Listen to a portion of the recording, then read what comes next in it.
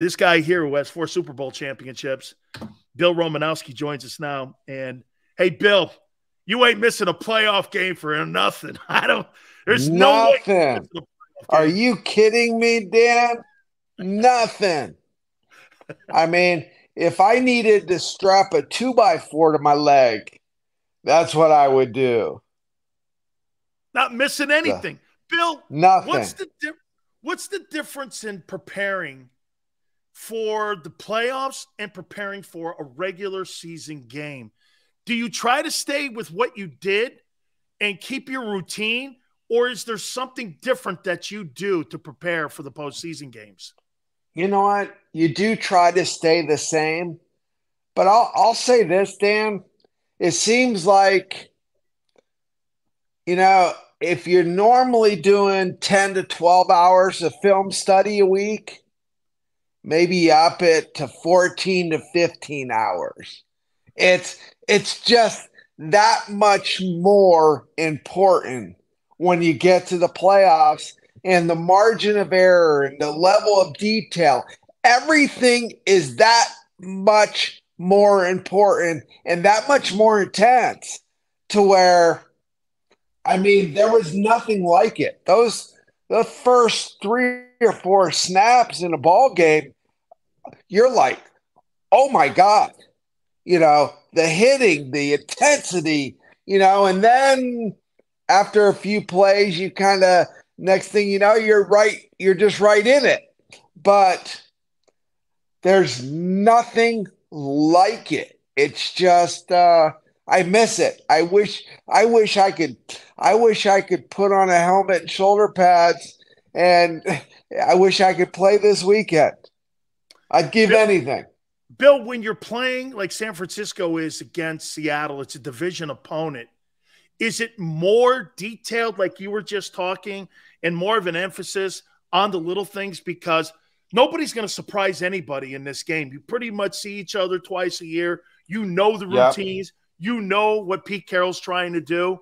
Brock Purdy kind of gives them a little bit of an outlier because you really don't know what he's going to do. How much more preparation goes into something like that when you're playing a common foe? You know what it is? And I always felt like, Bill Walsh and George Seifert, Mike Shanahan, just the way I feel like head coaches have to be really good psychologists. And it's like every word out of their mouth it's got to mean something. The one thing Bill was really good at, Bill Walsh, he always would throw something that would make you laugh a little bit. And then he would give you a nugget. It'd be like, ooh, one of those. And because every week during the season, he was getting us ready for the playoffs.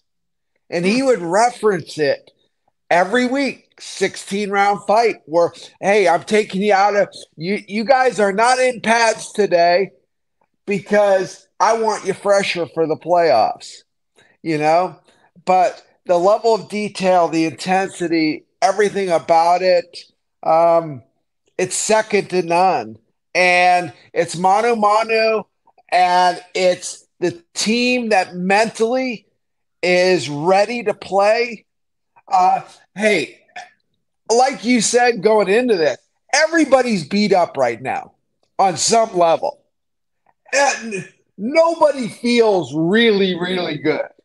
Okay? But I just tell myself every day, all week, in practice and getting ready for the game, you just psych yourself up so much to where, like I said, there's nothing that would have kept me out of one of these games. Nothing. Bill, is postseason experience an overhyped and a media thing, or do you think there's something to having the game experience of playing in the postseason? You know what? I was able to play in 26 postseason games. Wow. And you know what, Dan? I I literally got to a point where I was playing the game for the playoffs and the chance to go to the Super Bowl. I played, 16 years. So I necessarily didn't have to play that long, but I was chasing that high.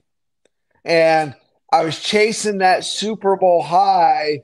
And, the one time with the Raiders, wasn't able to close that deal and wasn't able to feel it. And, but I miss it still to this day. I wish, like I said, I wish I was getting ready. It's the intensity of your preparation. I miss that. I miss Wednesday practices, Thursday, Friday, just getting a little more detailed. And by Friday, and then come through your walkthrough on Saturday, you're like dying to hit somebody. And come Sunday, oh my God, unleash the beast and let's go. Bill, you mentioned the Raiders Super Bowl loss. I'm wondering, does that stick out more in your memory as a player than the 4 wins? No, it doesn't. But you reference it a lot. I do because lost opportunity. Yeah, I mean, there's a number of different reasons. We can get into Barrett Robbins. We can go on and on and on. But at the end of the day, the Buccaneers outplayed us. And we didn't get going until the second quarter of that game. And we were not ready to play that game. If you would have given us 2 weeks instead of 1 week, because we were the oldest team in the NFL, hands down, we would have annihilated the Bucs if we had 2 weeks. Wow.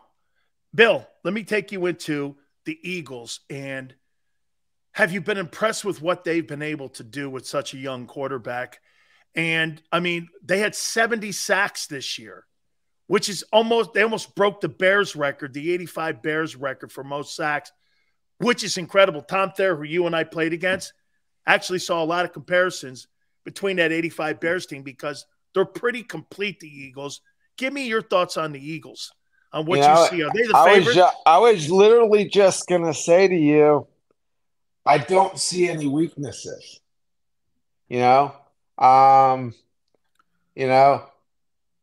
They execute, they're talented, they're young. I mean, they've got it all. And now, hey, it's going to come down to how does the quarterback play in the big games? How does he play in the playoffs?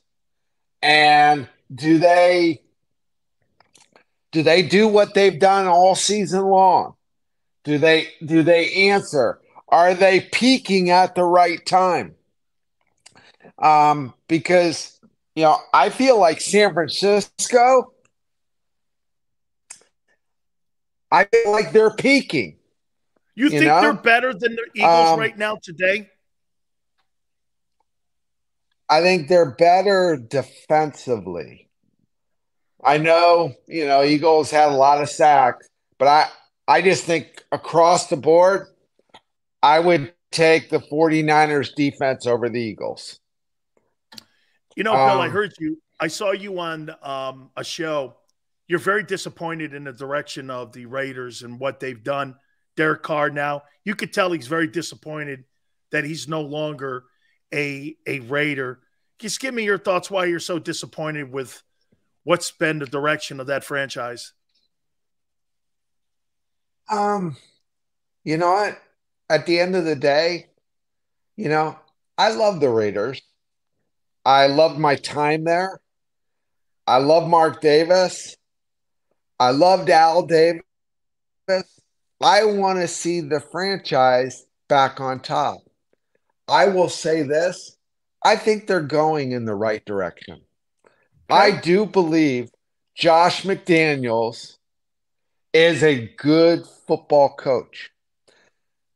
Dan, I've probably said this on your show. I don't know if I've ever seen a donkey win the Kentucky Derby. Okay? You've got to have the horses. You got to. And if you don't, you look at every great team I was on, every Super Bowl team I was on, we had great players. What make great coaches are great players that show up when the lights are on. And I was fortunate to be around some of the best football players on this planet for so many years. And so I just want to see the Raiders get back to that. And I think they will go in the right direction. I do believe in Josh McDaniels. I want to ask you a question I've never asked you. Elway or Montana? Ooh. I think if Bill Walsh coached John Elway probably would have won 6 or 7 Super Bowls. So you take Elway over Montana? I think because of the system, I would do that if I could do that. But as it sits right now, I take my boy Joe Montana. I have to take my boy Joe because he won 4 Super Bowls. And Reeling that back in, I love Bill? John I love John to death, and I won 2 with him, and he is a warrior like no other. I mean, yeah. How can you choose? Dude, that's fantastic. You played Yeah. with those 2 dudes, and once you won Super Bowls with both guys, which is absolutely immense. Tell me, hey, 2 last questions for you. Who's this guy, Brock Purdy? Who is? I mean, his father went to the University of Miami a couple years after me, Bill, and I go, "That's your kid? He's the last player drafted in the draft." I mean, look at the job that Kyle Shanahan done. He's on his 3rd quarterback. Bill, do you think he can deliver for that franchise this year? The confidence that he has in the pocket, the way he commands the way he commands, and there's just a certain way he handles himself on the field, the way he kind of trots onto the field. I always knew the way Montana and the way Elway and Steve Young ran out to the huddle.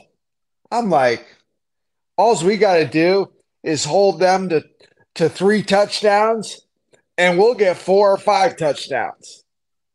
And Purdy has got it literally oozing out of his ears, his nose, his mouth, and every orifice in his body. And I'm pretty blown away. I am too. I mean, his leadership, Yeah, and I blown think away. Jimmy G is a great teammate to him too, and I think he's helping him handle a lot of the things. Yep. I mean, I think that's a great dynamic, Bill, in that locker room. Who do you got in Glendale, Bill? Final question for you. Who do you got in Glendale for the Super Bowl? 49ers Chiefs.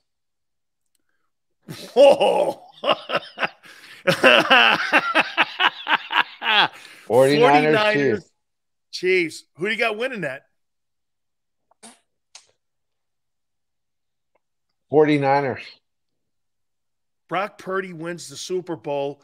Brock What do Purdy you do wins with the Trey Super Bowl. Lance? What do you do with Trey Lance? Trey Lance is done. And on that, look at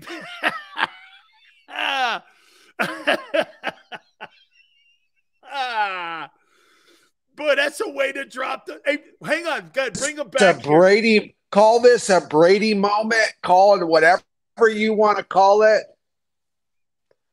But to me, Purdy is the man. Wow, so he's the future of the Niners.